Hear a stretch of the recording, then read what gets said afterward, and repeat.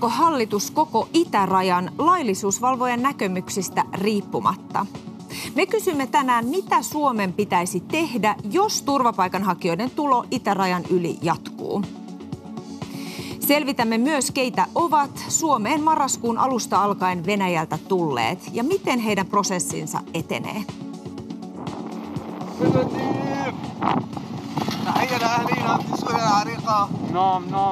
إن شاء الله تكون جبنا قريب يا رب. من راضي يسهل أحسن طريق في العالم. Tämä on A-studio. Tervetuloa mukaan.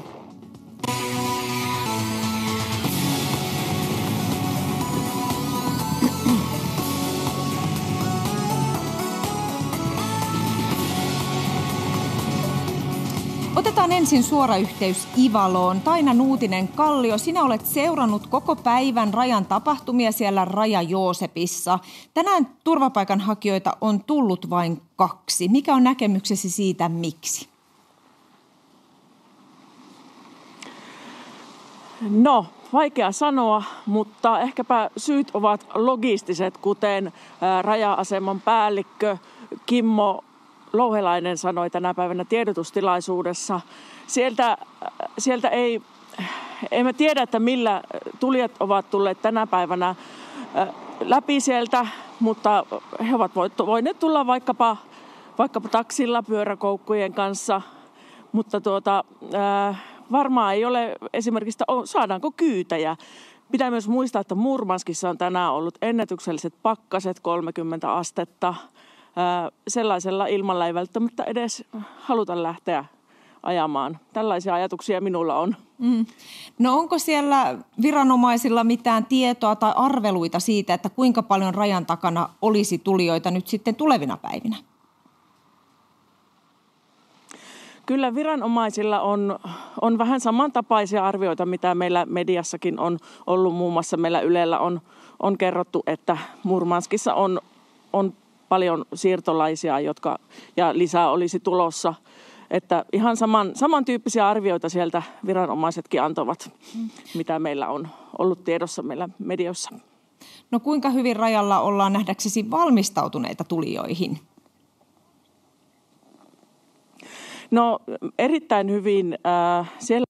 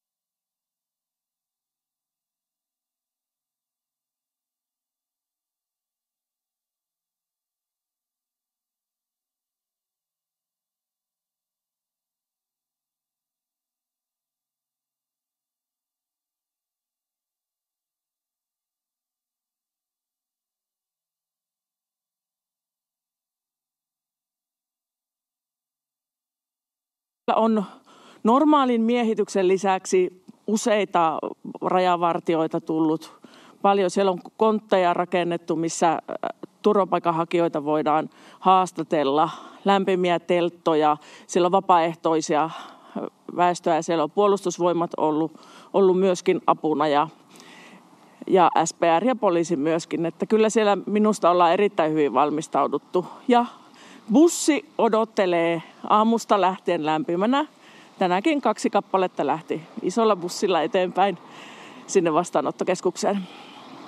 Niin sinne tuli tänään todella siis vain vähän turvapaikanhakijoita, mutta sinne tuli myös 2 poliitikkoa, RKP:n europarlamentaarikko ja puheenjohtaja. Mikä oli rajalla vierailleen Anna-Maja Henrikssonin viesti sieltä rajalta?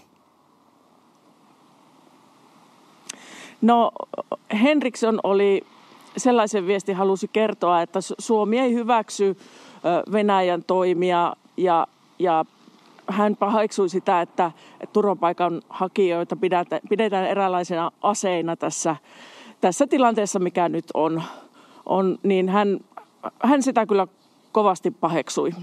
Ja hän halusi sitten myöskin saada rajalta tietoa, miten sillä rajalla toimitaan. Samantyyppisiä ajatuksia siis kuin muillakin rajalla vierailleilla poliitikoilla. Kiitos Ivaloon, Taina Nuutinen-Kallio. Kyllä.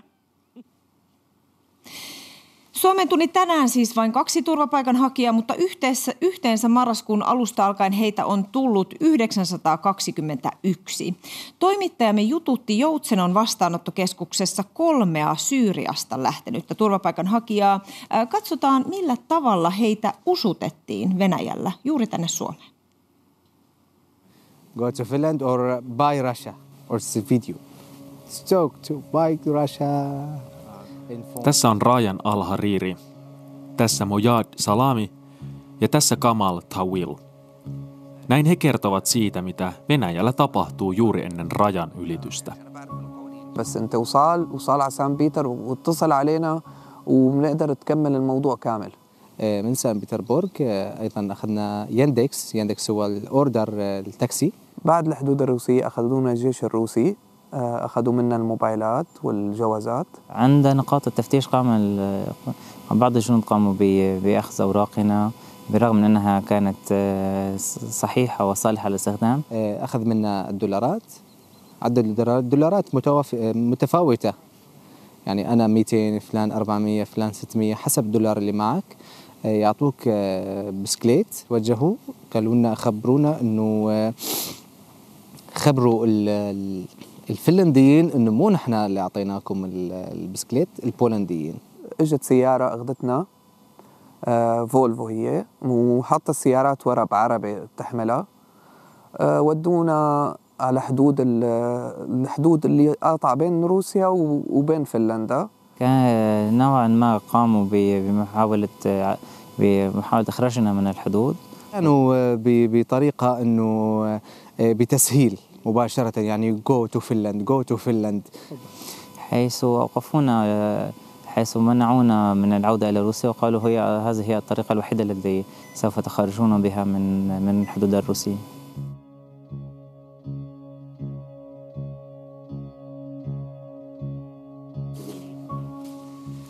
Tervetuloa kansanedustajat, kokoomuksen Ben Zyskowicz, perussuomalaisten Vilhelm Junnila ja Vasemmistoliiton Veronika Honkasalo. Hyvää iltaa.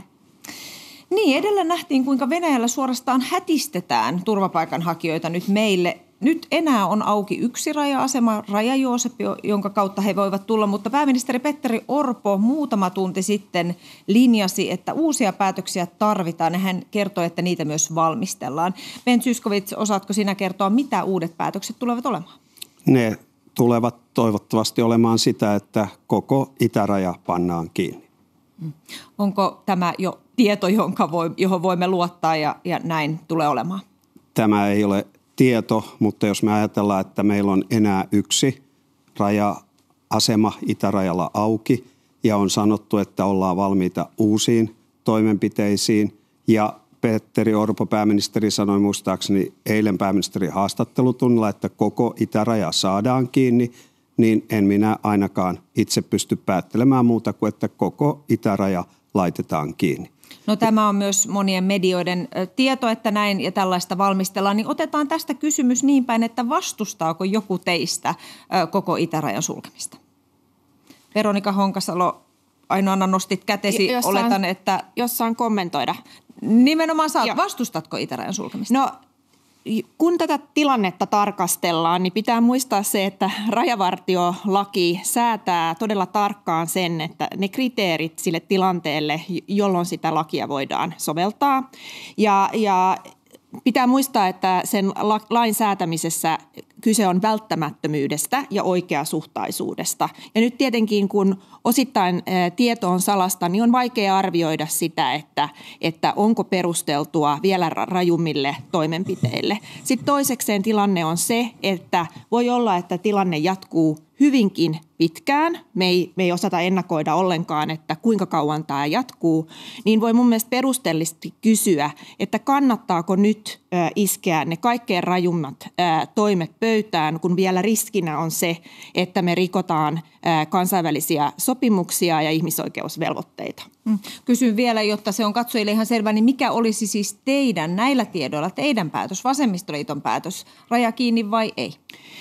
No itse en kannata sitä, että koko itärajaa laitetaan kiinni, koska se vaarantaisi oikeuden hakea turvaa sen ihmisoikeusvelvoitteen, johon Suomi on sitoutunut. Vasemmisto kannattaa niitä toimia, joita hallitus on tässä vaikeassa tilanteessa tehnyt.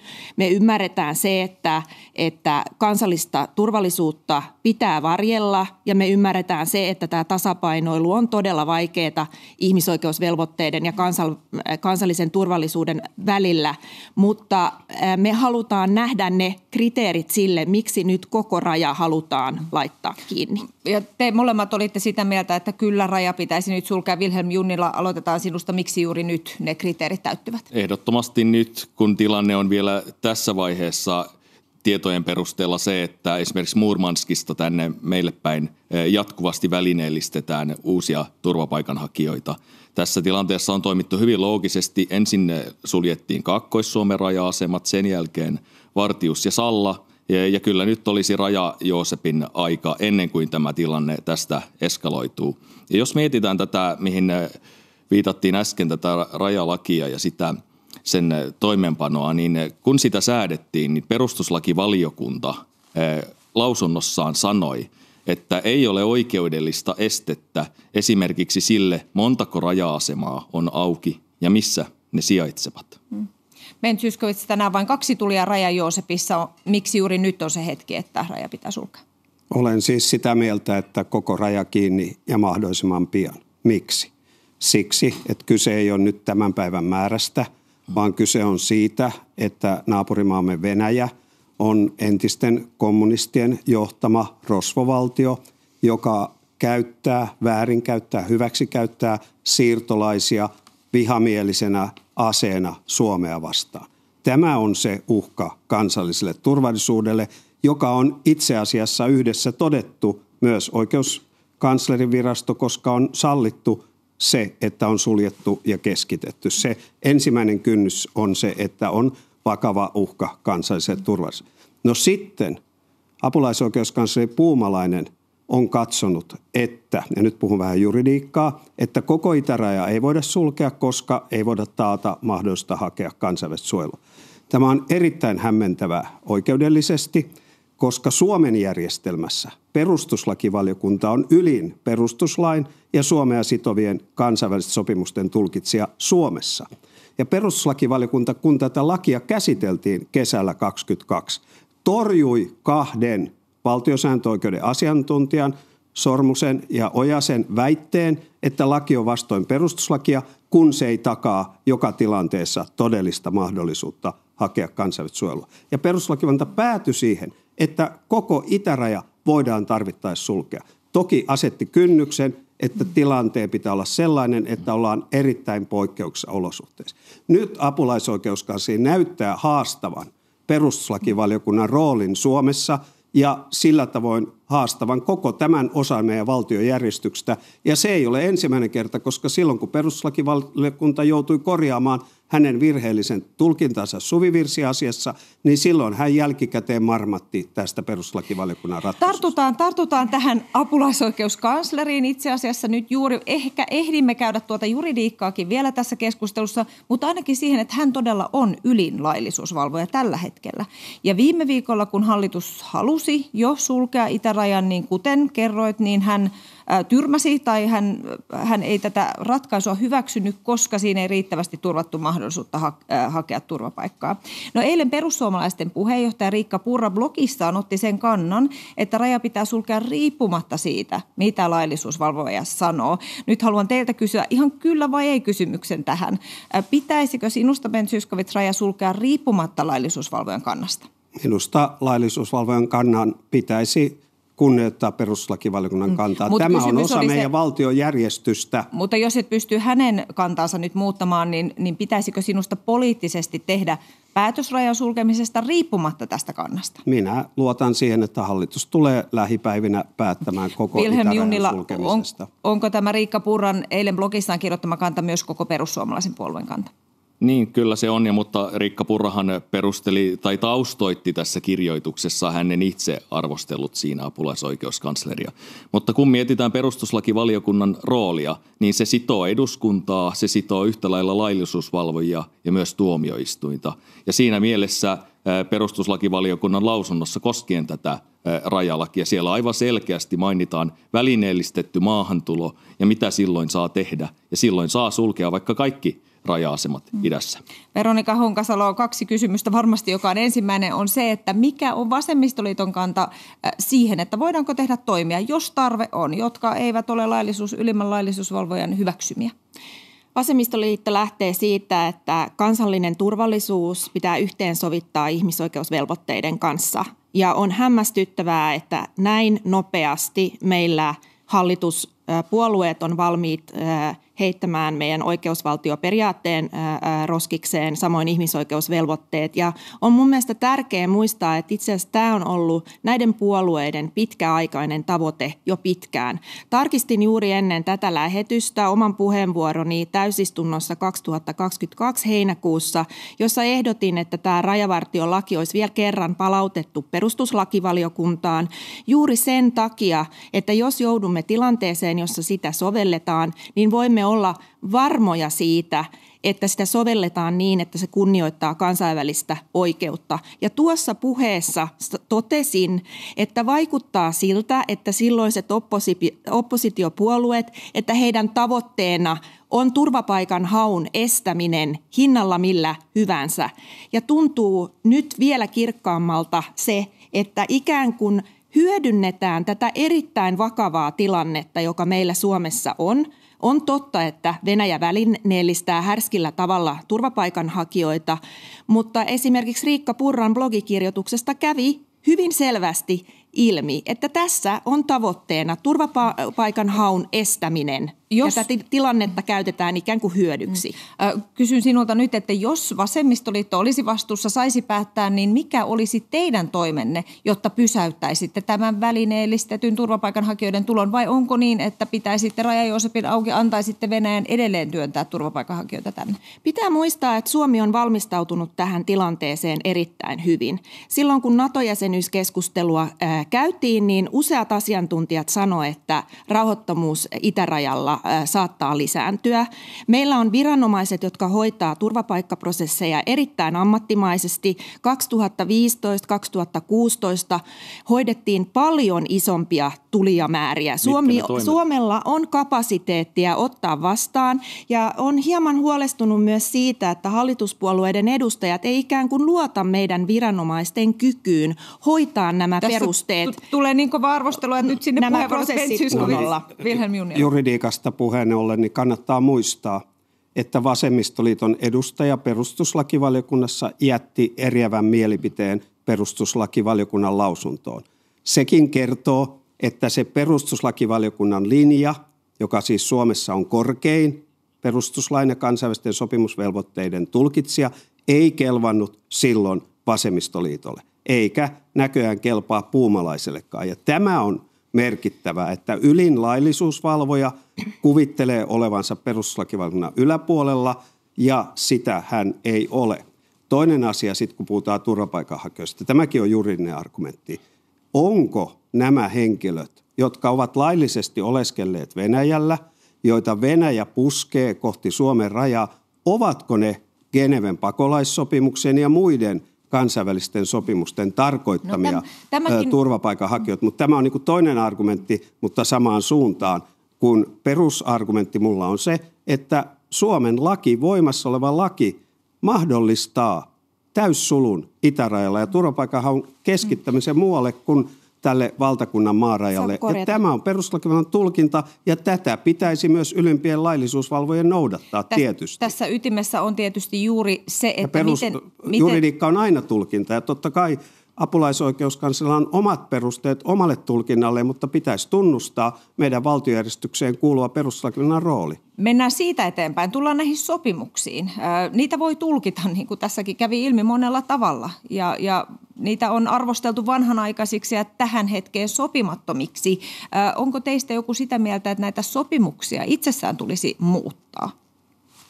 Esimerkiksi silloin, kun ne on solmittu, niin tämmöistä hybridivaikuttamistilannetta ei varmasti ole lainkaan pystytty ajattelemaan. Kyllä ne pitäisi saattaa nykypäivää vastaaviksi. Veronika Honkasalo. Meillä rajavartiolaissa itse asiassa myös säädetään siitä, että tämä oikeus turvapaikan hakuun pitää toteutua. Että tämä ei nyt ihan pidä paikkaansa, mitä edustaja Zyskowicz sanoi. Eli se on sinne selkeästi kirjattu. Ja meidän rajavartiolakia on myös muutettu niin, että pystytään varautumaan tämmöiseen hybridivaikuttamiseen ja EUn tasolla myös valmistellaan sitä, että direktiivin tasolla pystyttäisiin varautumaan paremmin tähän välineellistämiseen. Eli pitää muistaa, että meillä on monia eri keinoja, joita nyt esimerkiksi on jo käytössä. Nopeutettu turvapaikkaprosessi on yksi. Myös se, että tosiaan voidaan keskittää näitä rajanylityspaikkoja, se on käytössä. Eli meillä on monia keinoja ja itse en ymmärrä sitä, että miksi heti kättelyssä halutaan ottaa se rajuin keino käyttöön, jota Venäjä nimenomaan toivoo. Venäjä toivoo, että me luovutaan meidän ihmisoikeusvelvoitteista, että me luovutaan meidän oikeusvaltioperiaatteesta ja enkä ihan ymmärrä myöskään sitä, että miksi tätä prosessia ei voi hoitaa niin, ettei haukuta esimerkiksi apulaisoikeuskansleria, ei haukuta meidän yhdenvertaisuusvaltuutettua, jotka on riippumattomia laillisuusvalvojia, joiden tehtävänä on huolehtia siitä, että lainsäädäntö ja sen soveltaminen on laadukasta Suomessa. Saako kommentoida edellistä? Kyllä saa. Vilhelm Junnila. Kiitoksia. Jos palataan tähän apulaisoikeuskanslerin arvioon, niin sehän on tehty siitä lähtökohdasta, että olisi normaali turvapaikkatilanne. Ja silloin voidaan ehkä perustellustikin tulla tuohon johtopäätökseen. Mutta kuten on käynyt ilmi, että tämä on kansallisen turvallisuuden asia. Tämä ei ole mikään normaali turvapaikka-asia, vaan välineellistettyä maahantuloa. Ja kuten mainitsin, niin perustuslakivaliokunta on ottanut tämän kannan ja se sitoo yhtä lailla myös sitten laillisuusvalvojia. Mutta mitä tulee näihin kansainvälisiin velvoitteisiin, niin yhtä lailla perustuslakivaliokunta määrittää myös niiden suhteen, kuten se on käsitellyt myös tätä lakia säädettäessä. Tässä kun vasemmisto ehdottaa, että kaikki käytännössä pitäisi ottaa vastaan, niin se vasta Venäjän tavoite on. Kyllä itsenäisen valtion ensimmäinen tehtävä on puolustaa omia rajojaan ja suojella kansalaisiaan. No vielä tästä, että jos tilanne jatkuu. Nythän todella emme tiedä, mitä tulevaisuus tuo tullessaan, mutta arvio on, että rajan takana on tulijoita. Niin kuinka pitkään teidän mielestänne koko itäraja pitäisi pitää suljettuna? Milloin ikään kuin on sitten sellainen hetki, jolloin joku raja-asema kenties voidaan avata ja tarvitseeko teidän mielestä ylipäätään turvata mahdollisuutta hakea Suomesta turvapaikkaa? Ben Zyskowicz. Ensin on pakko korjata Veronika Honkasalon väitettä. Siinä samassa laissa sanotaan, että pitää olla mahdollisuus.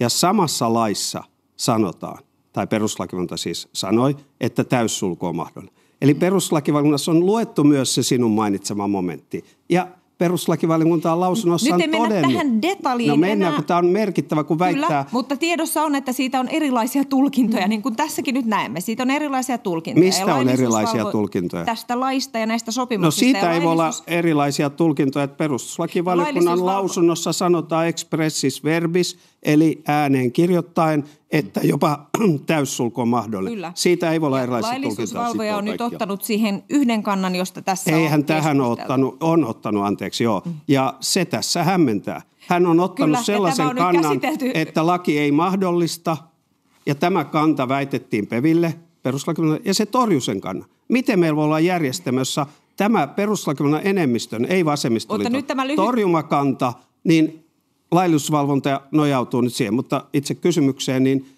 totta kai me pyritään palaamaan normaaliin niin pian kuin mahdollista. Eli jos nyt on vain yksi raja-asema auki ja tämä loppuisi tähän, niin totta kai avataan. Jos on kaikki jouduttu sulkemaan, niin se voi olla vain väliaikaista ja avataan kuin mahdollista. Voi olla, että Venäjä leikkii meidän kanssa kissa- ja hiirileikkiä. Eihän me tiedetä, mutta tilanteen mukaan pitää toimia. Oletan, että tämä on sama kanta. Tilanteen mukaan toimitaan raja ensin kiinni ja sitten...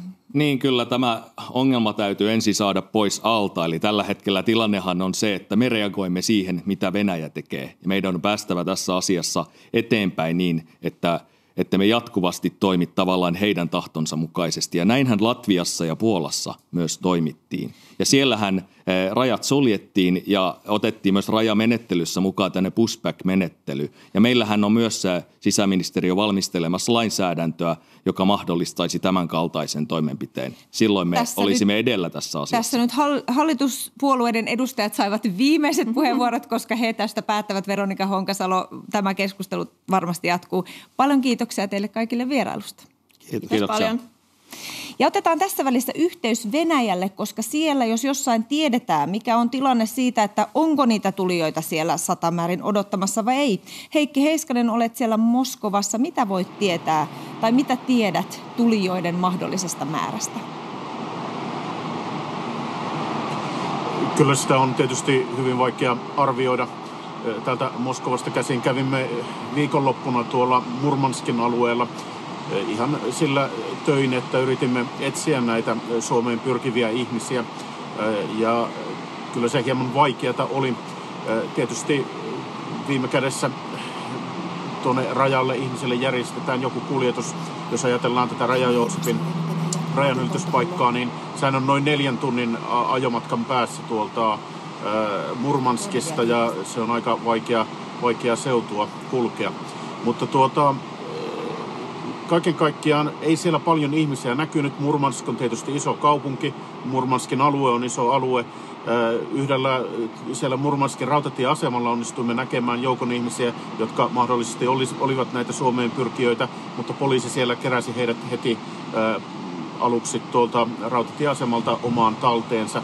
Ja Murmanskin alueen viranomaiset ovat perustaneet tai ovat perustamassa tällaisia sijoituspaikkoja, väliaikaisia majoituspaikkoja sinne Murmanskin lähistölle, mutta ne olivat vielä tyhjillään, kun siellä kävimme. Kuinka paljon siellä Venäjällä ylipäätään on potentiaalia siihen, että sieltä tulee näitä ihmisiä? Eli kuinka paljon siellä on kolmansien maiden kansalaisia, joita Venäjä sitten saattaa joko meidän rajoille usuttaa tai olla usuttamatta? Venäjä on tietysti suuri maa ja täällä on miljoonia ulkomaiden asukkaita. Suurin osa kuitenkin tuolta entisistä neuvostotasavalloista ja ennen kaikkea tuolta Keski-Aasian valtioista on paljon siirtotyöläisiä, mutta heitä tuskin Venäjä rupeaa tuonne rajalle työntämään. He ovat tarpeen täällä Venäjän taloudessa. Nythän näyttää siltä, että suuri osa näistä tulijoista on kulkenut Venäjän läpi eikä ole ollut täällä pitemmän aikaa. Eli Venäjä tietysti pystyy halutessaan heitä tänne houkuttelemaan ja tietysti nämä myös tällaiset salakuljetusverkostot varmasti houkuttelevat ihmisiä tälle reitille ja sitä kautta ihmisiä voi tulla. Kun nyt ajattelee esimerkiksi tuota Raja-Joosepin tilannetta, niin ne 55 ihmistä, jotka lauantaina sieltä tulivat ylitse, olivat niitä ihmisiä, jotka olivat pyrkineet jo aiemmin tuolta Sallan rajatun ylityspaikalta yli näin ilmeisesti, koska Venäjän viranomaiset olivat sen määrän ihmisiä ottaneet talteen ja ilmoittaneet ohjaavansa Suomen rajalle jo aiemmin. Heikki Heiskanen, paljon kiitoksia näistä tiedoista sinne Moskovaan. Niin, keitä tänne tulevat turvapaikanhakijat nyt sitten oikeastaan ovat ja miten he ovat päätyneet juuri Suomeen? Selvitetään sitä nyt. Katsotaan 2 Syyriasta tulleen tarinat. تحية لأهلينا في سوريا العريقة. نعم نعم. وإن شاء الله تكون رجبنا قريب يا رب. من أراضي فنلندا. سهل. Reitti Suomeen tunnetaan nyt arabiankielisessä maailmassa. يعني مفتوحة الطريق وكتير في إعلام قوي بهذا الموضوع. وموضوع يعني منتشر بالنسبة لنا تليجرام فيسبوك بالسوشيال ميديا كله موجود هذا الموضوع. See this one exactly from Russian to Finland. And how many people are there in this group? 11,000. Rajan Al-Hariri on yksi, johon Suomi-markkinointi puri. احنا ما كان مشروعنا أن نوصل على فنلندا ولكن كان مشروعنا نوصل على Al-Hariri lähti kotoaan Syyriasta syyskuussa. Ensin hän meni Beirutin kautta Abu Dhabiin. Sieltä hän lensi Moskovaan. Moskovasta Al-Hariri salakuljetettiin Valko-Venäjälle. Siellä hän yritti useasti Puolaan ja Latviaan tuloksetta. كذلك سمعنا عن طريق مواقع التواصل الاجتماعي عن طرق العبور النظامي إلى فنلندا. Salami ja Al-Hariri ylittivät Vaalimaan rajatarkastuspisteen hetki ennen sen sulkemista. Haastattelua tehdessä Al-Hariri ei ole kuullut Suomen nyt sulkeneen lähes koko itärajansa, koska Venäjän koetaan painostavan Suomea pakolaisilla. كانوا متعاونين جدا معنا وأتوقع هاي دليل على شيء مبطن لا أعلم. Salami puolestaan on tietoinen, että Venäjä haluaa ärsyttää Suomea esimerkiksi NATO-jäsenyyden takia sekä koko EUta Ukrainan tukemisen vuoksi. وفعليا أنا وقت كنت بمخفر الشرطة سمعت إنه لو سكروا حدود فنلندا بدهم يفتحوا حدود النرويج، استونيا، لتوانيا، أي حدود تابعة مشان يضغطوا على أوروبا كامل. يعني هي موضوع سياسي والفكرة إنه عم يستعملونا نحن بهذا الموضوع. Vaikka Venäjä haluaakin juuri nyt pakolaisia EU-rajoille, Salami sanoo itse halunneensa Eurooppaan jo yli 5 vuotta. وهي أفضل دولة إنه الواحد يعيش فيها آمن. المهم إنه نترك بلادنا هي واللي صاير فيها والمشاكل اللي فيها. Sekä Salami että Al-Hariri pakenevat sotaa. كلاجئين فارين من الخدمة العسكرية التي هي الموت. بتمنى إنه ما تسكر الحدود لأنه في كثير عالم تحتاج للجوء لأنه العالم هي لولا ما هي بحاجة للجوء ما كان طلعت من البلد بالأساس. Tervetuloa turvapaikkayksikön johtaja Antti Lehtinen Maahanmuuttovirastosta. Kiitos. Ja poliisitarkastaja Ari Jokinen Poliisihallituksesta. Kiitos. Niin tuossa edellä nähtiin 2 syyrialaisen tarina siitä, että miksi he tänne lähtivät ja tulivat. Ja kävi ilmi, että he olivat yrittäneet jo muualle, Latviaan, Puolaan, Saksaan. Kuinka tyypillisiä nämä tarinat olivat? Kyllä se on nähty, että on aika tyypillistä, että on juuri tämä Valko-Venäjä Puola rajalla oltu aiemmin ja sitten sieltä jo sitten Eurooppaan päästy, niin on aika yleinen profiili sitten. Mutta on myös toki niitä, jotka on sitten ihan lähtenyt hiljattain kotimaasta, että kumpaakin. Tähän mennessä todella Suomeen on siis yli 900 turvapaikanhakijaa tullut marraskuun aikana tuolta Venäjältä. Käydään nyt läpi sitä, mitä me heistä tiedämme. Ihan ensin, missä he tällä hetkellä ovat? Vastaanottokeskuksissa. No poliisin näkökulmasta tilanne on se, että heitä on tuotu Ouluun muun muassa, jossa on sitten tehty näitä turvapaikkahakemusten vastaanottamisia ja rekisteröintejä. Ja sitten kun nämä toimet on tehty, niin sen jälkeen heidät ohjataan sitten eteenpäin siitä Migrin vastaanottokeskukseen. Tämä on niin kuin se lyhyesti se poliisin rooli tässä kohtaa ollut. Joo, pitää paikkansa, eli eri paikoissa. Niin. Nyt on ollut puhetta myös järjestelykeskuksien perustamisesta, niitä Suomeen tulee. Miten se muuttaa tätä vastaanottoa? No se oikeastaan liittyy enemmän siihen rekisteröintiin, eli sillä varmistetaan se, että jokainen hakija, joka Suomeen tulee, niin tulee varmuudella rekisteröityä ja helpottaa tavallaan sitä. Eli sitten se vastaanotto myöhemmin tapahtuu sitten ihan normaalisti, mutta tavallaan se lähtee ensin siitä järjestelykeskuksen kautta. Nyt on hyvä muistaa myös se, että nyt on valtioneuvostolta lupa niitä perustaa, mutta ei ole vielä tehty päätöksiä. Ari Jokinen, tässä on viime päivinä uutisoitu myös siitä, että joitain tulijoita olisi ikään kuin jo kadonnut matkalla jotenkin Suomeen. Pitääkö tämä paikkansa?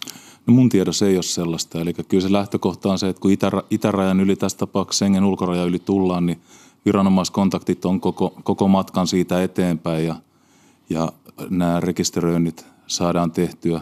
Joissakin tilanteissa on voitu toimia ehkä sillä tavalla, että on otettu sormenjäljet ja jouduttu sitten ehkä ruuhkan takia, jos on ollut paljon väkeä, pyytää heitä sitten jättämään varsinaista hakemusta ja ottaa niitä tietoja vastaan seuraavana päivänä. Mutta kaikki tulijat, heistä otetaan perustiedot, otetaan sormenjäljet, kasvokuvat ja tämä on sitä poliisin heiniä, eikö niin? No se on poliisi- ja rajatarkastusviranomaisen tehtävä. Onko myös niin, tästäkin liikkuu vähän eri tietoja, onko niin, että jos Suomessa ikään kuin antaa sormenjälkensä, niin silloin joka tapauksessa palautetaan tänne ja se hakemus tulee niin kuin Suomeen? No näinhän se menee se asia, että siinä on tämä Dublin kuvio sitten, mutta Antti ehkä sitä voi paremmin tässä avata. Joo, eli tosiaan sormenjäljet otetaan juuri sitä varten, että sitten Euroopassa tiedetään, että nämä aikaisemmat liikkeet ja meillä on jo ensimmäisiä tapauksia, missä ihan hiljattain on Suomeen tultu, on otettu sormenjäljet ja haettu turvapaikkaa täällä ja sitten hieman myöhemmin niin sitten toinen Euroopan maa niin pyytää sitten Suomeen ottaa nämä henkilöt takaisin, koska he ovat hakeneet sitten turvapaikkaa siellä. Onko nyt jo näiden itärajan ylittäneiden kanssa siis käynyt näin? Kyllä. Eli Norjasta, Alankomaista ja Saksasta. Mutta puhutaan nyt ihan yksittäisistä, mutta toisaalta kun miettii, että kun tuossa alkuun puhuttiin, että aika yleinen kuvio on ollut se, että eka sieltä Puolan ja Valko-Venäjän rajan yli on pyritty, niin sitten se hirveästi vaadi mielikuvitusta sitten se, että missä päin Eurooppaa sitten se ehkä se kohdemaa on ollut. Eli ei ole niin kuin silleen yllättävää ollut tämä kuvio. No, tässä on tietysti nyt puhuttu myös siitä, että ovatko nämä tulijat jonkinlainen riski, turvallisuusriski itsessään. Viranomaisten mukaan siis maahan tulevien henkilöiden joukossa saattaa olla rikoksiin syyllistyneitä henkilöitä, rikollisjärjestöjen jäseniä tai jopa siviileiksi tekeytyneitä sotilaita. Ari Jokinen, millä tavalla poliisin seurannassa ikään kuin on se, että onko täällä tulijoiden joukossa vaarallisia henkilöitä? Kyllä tämä pyritään siinä hakemusta vastaanotettaessa selvittämään näitä henkilön taustoja. Silloin, jos hänellä on esimerkiksi voimassa oleva matkustusasiakirja, niin henkilöllisyyttä päästään jo heti paljon pidemmälle siinä selvittämään. Mutta sitten voi olla tilanteita, jossa ei ole minkäänlaista matkustusasiakirjaa ja henkilöllisyys perustuu pelkästään tämän henkilön kertomaan. Niin siinä on sitten enemmän sitä puuhaa, millä näitä taustoja saadaan kaivettua esille. Ja sitten vielä, kun tilanne on se, että näistä tulijoista käsitykseni mukaan käytännössä kaikki on sellaisia, joita ei ole aiemmin rekisteröity missään Euroopan maassa, ettei löydetä välttämättä sitten mitään Eurodac-hittiä niin sanotusti tästä. Mutta poliisi seuraa heitä tätäkin ajatellen. No totta kai siinä puhutuksessa pyritään selvittämään ne henkilön taustat mahdollisimman hyvin. Se on semmoista tasapainoa luo niiden asioiden kanssa, että jos kovasti asiaa selvitetään, aikaa kuluu samaan aikaan, sitten on aikapainetta sen suhteen, että pitäisi rekisteröintiä saada tehtyä, että tämä on tämmöistä asioiden kanssa tasapainoilua monesti, mutta se on tosiaan tärkeä asia se selvittäminen. Ja toki se selvittäminen jatkuu sitten maahanmuuttovirastonkin prosesseissa ja meillä on tosi hyvä ja toimiva yhteistyö sitten paitsi poliisin kanssa, niin myös rajan kanssa totta kai ja sitten myös supon tarvittaessa. Ja meillä on koulutettu henkilöstö sitten tunnistamaan semmoisia viitteitä, mitkä sitten käynnistää tätä yhteistyötä. No nyt sitten osalle tulijoista on itse asiassa tehty jo päätös. Voitko kertoa niistä? Joo, eli tosiaan kuten siinä muutama viikko sitten jo kerrottiin, niin nämä hakemukset on priorisoitu ja se käytännössä tarkoitti sitä, että pyritään sieltä päältä ottamaan semmoiset selvät kielteiset, eli missä voidaan jo niillä alkutiedoilla todeta, että todennäköisesti ei sitten kansainvälisen suojelun edellytyksiä ole. Ja nyt tämmöisiä on jo paljon puhuteltu, mutta on myös tehty päätöksiä ihan näille hiljattain tulleillekin. Ja puhutaan vielä yksittäisistä päätöksistä, mutta kaikki päätökset toistaiseksi, mitä on tehty, niin on olleet kielteisiä. Ja sitten on muutamia myös sellaisia tapauksia, että hakija sitten peruuttanut hakemukselle ilmoittanut, että haluaakin palata kotimaahansa. Ja silloin kutsutaan raukeamispäätökseksi tämmöistä. Näin. Onko sitten tulijoista tai näistä kielteisen päätöksen saaneista, ovatko he myös sitten jo lähteneet maasta? Käsittääkseni ei ole vielä, että nämä on niin hiljattain tehty nyt nämä tuoreimmat päätökset, niin, mutta Ari varmaan osaa sitten kertoa tästä että niin paljon puhutaan tietysti siitä ylipäätäänkin, että kuinka helppoa on ihmisten palauttaminen. Heidän, jotka saavat kielteisen päätöksen, miten se Ari Jokinen onnistuu? Niin siis sen jälkeen, kun Migri sen ratkaisun on tehnyt ja jos se on kielteinen päätös, joka sisältää maasta poistamisen vielä, niin se tulee sitten poliisille tiedoksi annettavaksi. Ja siitä sitten ruvetaan rakentaa sitä asiaa eteenpäin. Että ensisijaisesti me tarjotaan henkilöille vapaaehtoisen paluun mahdollisuutta. Toki lähtökohtahan on se, että henkilön pitäisi itse noudattaa saamaansa viranomaispäätöstä ja poistua maasta.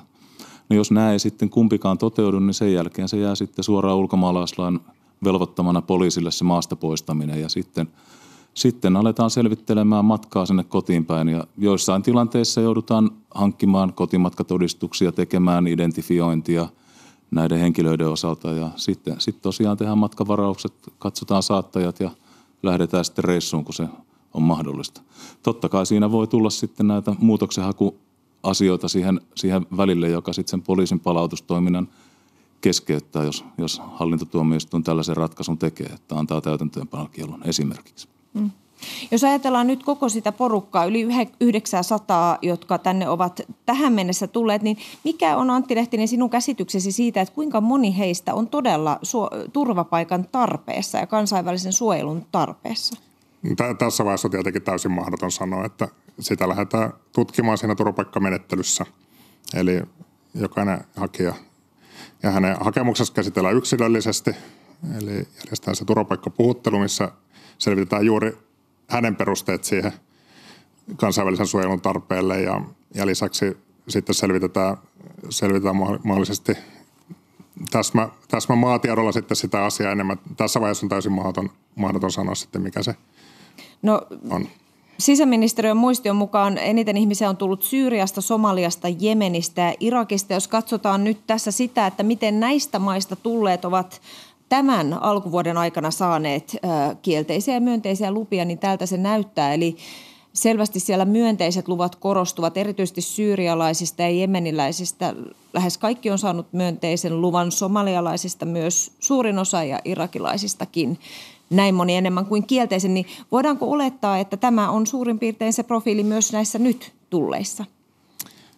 No toki Syyrian ja Jemenin osalta niin ei ole tehty tänä vuonna kielteisiä päätöksiä ja toki se antaa jonkinlaista osviittaa siitä, mutta tosiaan niin kuin sanoin, niin nämä hakemukset tutkitaan sitten yksilöllisesti ja sitten sen päätöksentekohetken mukaisen maatiedon mukaan.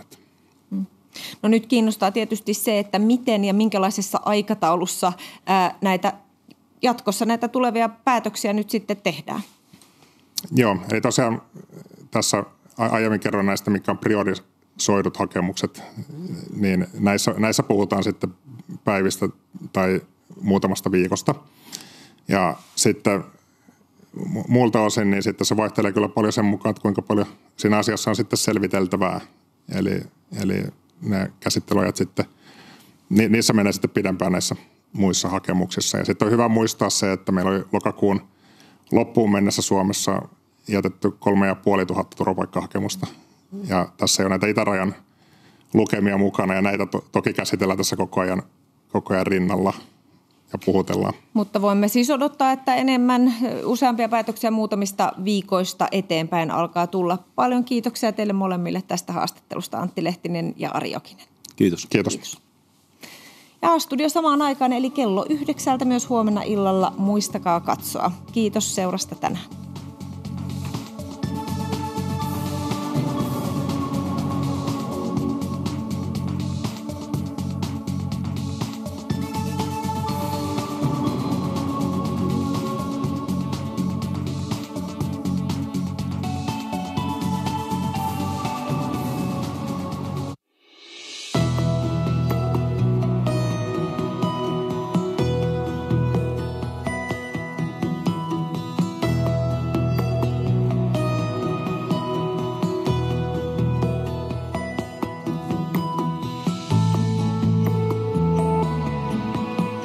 Hallitus on tekemässä kunnianhimoista liikunnan edistämisen pakettia ja sen takia äitiyspakkaukseen sisällytetään pallo. Kyllä, ne haluaa sinne pallon. Mutta kun tietää, kuinka vaikea hallituksen on ollut sopia asioista, niin mä veikkaan, että tästäkin pallosta tulee riita, jossa kokoomus vaatii sinne golfpalloa, RKP käsipalloa, persut vaatii pulloa ja lopuksi kompromissina sinne tulee kuutio.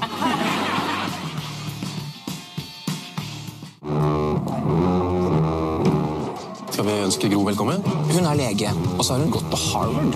Ja. Ingen er perfekt. Alle er opptatt av makt, til og med Reiulf Steen. Vi må finne noen andre. Oddvar Nordli rett mann til å ta over. Du må være forberedt på at dette kommer til å bli mye verre. I regjeringen som presenteres, så vil ikke ditt navn bli nevnt. Hva har vi fått nok av dette her? Kom ut! Mener du at du ikke er bekymret for en fremtid under Gro?